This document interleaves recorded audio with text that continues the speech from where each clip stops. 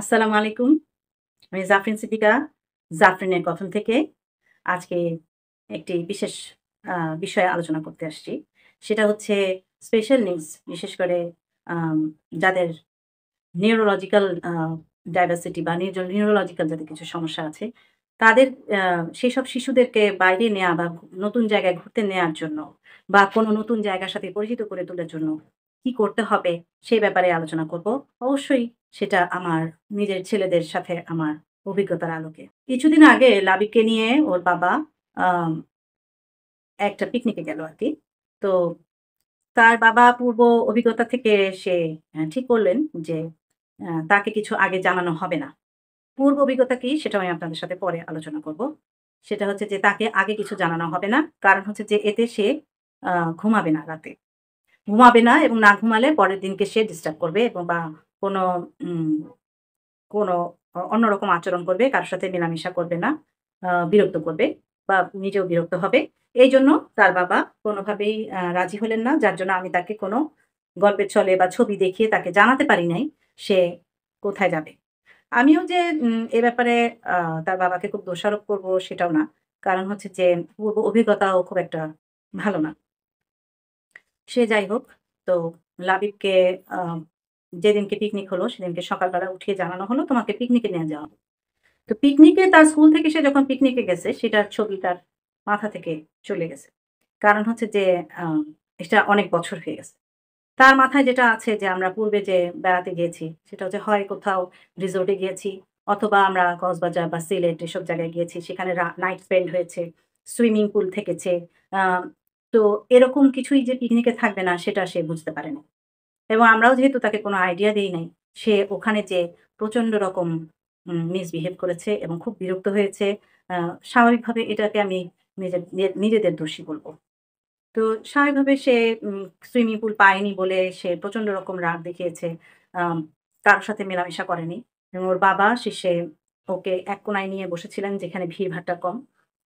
সেখানে সে অনেকক্ষণ বসেছিল এবং আমার সাথে ভিডিও কলে কথা হয়েছে। তখন সে কিছুটা শান্ত হয়েছে এবং সে কোনো রাইডে উঠে নাই।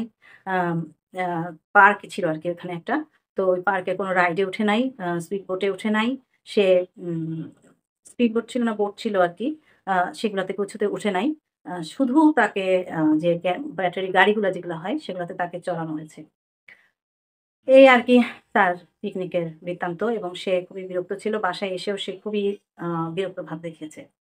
এইটার একটা কারণ হচ্ছে যে আম স্পেশাল নিডস দের যখন কোনো নতুন জায়গায় নিয়ে যাওয়া হয়, তখন তাদেরকে সেই জায়গা সম্পর্কে, রাস্তা সম্পর্কে এবং তার যে প্রোগ্রামটা থাকবে সে টপ টু মানে ১ম থেকে শেষ পর্যন্ত সে কি করবে তার একটা ধারণা তাকে আগে থেকে দিতে হয়। আগে যখন বেড়াতে যেতাম সেটা আমরা আগে জানাতাম। কোথায় যাবো সেটা জানানোর চেষ্টা করতাম। ধীরে যেতে তার মনের মধ্যে একটা ছবি হয়ে গেছে। আর এখন তো অনেক সহজ। এখন তো রিসোর্ট গুলার ভিডিও চলে আসে, ছবি চলে আসে, সব অনলাইনে সবকিছুই পাওয়া যায়। তাই না? খুব সহজেই আমি তাকে পার্কটা দেখাতে পারতাম। আ সে পিকনিকে যাবে। শেষ পর্যন্ত তাকে শুরু থেকে শেষ পর্যন্ত আমি তাকে স্টোরিটা বলতাম। কিন্তু এতে কি হতো? সে ঘুমাতো না সারারাত। এবং তার যেহেতু এপিলেপসির ভাব আছে, বেশি টেনসড থাকলে, বেশি উত্তেজিত থাকলে, বেশি খুশি হলে তার এই টেনডেন্সিটা তার দেখা দেয়। তো সেজন্যই আরকি ওর বাবা রাজি হন নাই।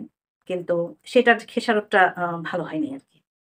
তো এতে আমাদের শিক্ষা যেটা আমরা পেলাম সেটা হচ্ছে নিয়ম মেনেই চলতে হবে। নিয়মের বাইরে যাওয়া যাবে না। স্পেশাল নিডস দের যেকোনো কিছুতে মানিয়ে নিতে অনেক সময় লাগে। তাদেরকে এরকম আ ভাবে আমাদের নিজেদের চিন্তা তাদের উপর চাপিয়ে দিলে হবে না।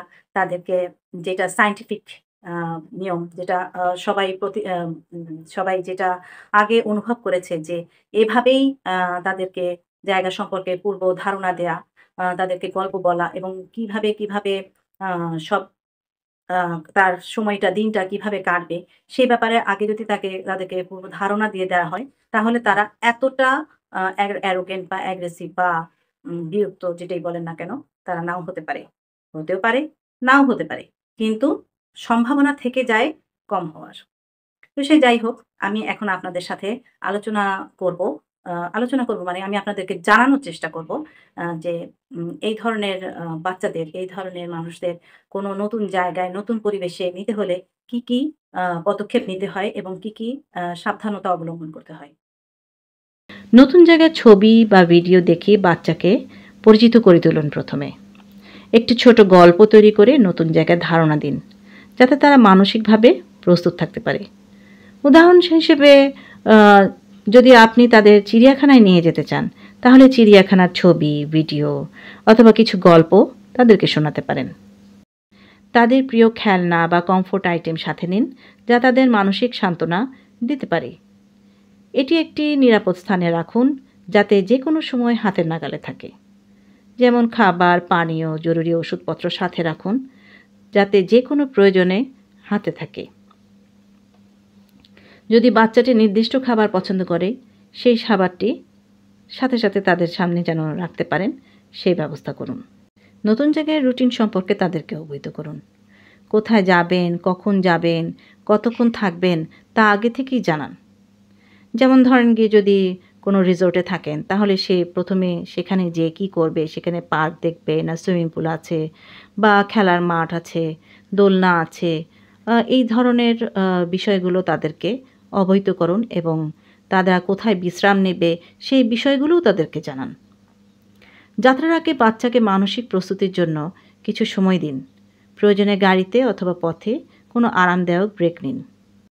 উদাহরণ হিসেবে যদি বাচ্চাটি গাড়িতে বসে অস্বস্তি বোধ করে, তবে কিছু সময় গাড়ির বাইরে বা গাড়িতে খেলা করতে দিন। নতুন জায়গায় পৌঁছে প্রথমে তাদের পরিচিত কিছু দেখানোর চেষ্টা করুন। অপ্রয়োজনীয় ভিড় এড়িয়ে চলুন, যাতে তারা আরামে থাকতে পারে। যেমন চিড়িয়াখানায় পৌঁছে প্রথমে পছন্দের প্রাণীগুলো দেখানোর চেষ্টা করুন। প্রয়োজনে কিছু সময় কোলাহল মুক্ত জায়গায় রাখুন। তাদের পরিচিত কিছু দিয়ে খেলার সুযোগ করে দিন, যাতে তারা স্বাচ্ছন্দ্য বোধ করতে পারে। যেমন যদি তারা কোনো নির্দিষ্ট জায়গায় অতিরিক্ত কোলাহল বোধ করে, তাহলে সেই জায়গা থেকে কিছুক্ষণের জন্য দূরে সরে যান। যেমন লাবিব অনেক বেশি বিরক্ত করছিল সেদিনকে, তো ওর বাবা ওকে নিয়ে একটা কোলাহল মুক্ত জায়গায়, যেখানে বেশ নির্জন ছিল, সেই জায়গায় নিয়ে বসেছিল। তো এতক্ষণ আমি আলোচনা করলাম বা আপনাদেরকে জানানোর চেষ্টা করলাম। আমি আমার অভিজ্ঞতার আলোকে আপনাদেরকে জানানোর চেষ্টা করলাম যে স্পেশাল নিডসদের নতুন জায়গায় নেয়ার জন্য, কোনো জায়গায় পরিচিত করার জন্য, নতুন পরিবেশে নেয়ার জন্য আ তার আগে তাদেরকে আ আ কি আ মানে আমাদেরকে কি পদক্ষেপ নিতে হবে এবং এইসব করলে তাদেরও কষ্ট কম হবে এবং আমরাও আ আমাদেরও অনেক সুবিধা হবে যে ধীরে ওদের মনোছবিতে, ওদের মস্তিষ্কে এটার ছবি এঁকে যাবে এবং ওরা খুব মানে পরবর্তীতে আ অবশ্যই এটা অনেক সময়ের ব্যাপার। পরবর্তীতে বা উম হয় সম্ভবত পরবর্তীতে তারা আ সেই বিষয়গুলা এনজয় করবে। ১ম দিনেই এনজয় করবে এমন কোনো কথা নাই। কিন্তু বারবার তাদেরকে যদি আমরা একই জায়গায় না হোক, বারবার যদি এই ধরনের প্রোগ্রামে বা এরকম জায়গায় যতবার যাবো, ততবার যদি আমরা এই ঘটনাগুলা পুনরাবৃত্তি করতে থাকি, তাহলে তাদের আ মস্তিষ্কে এটা গেঁথে যাবে যে আমার সাথে এটা হবে, ওটা হবে, ওটা হবে না, সেটা হবে না। তো অসংখ্য ধন্যবাদ এতক্ষণ আমার কথাগুলা শোনার জন্য। যদি আমার কথাগুলা ভালো লাগে, তাহলে অবশ্যই অন্যের কাছে ছড়িয়ে দিবেন, যাতে অন্যরা উপকৃত হয়। অসংখ্য ধন্যবাদ।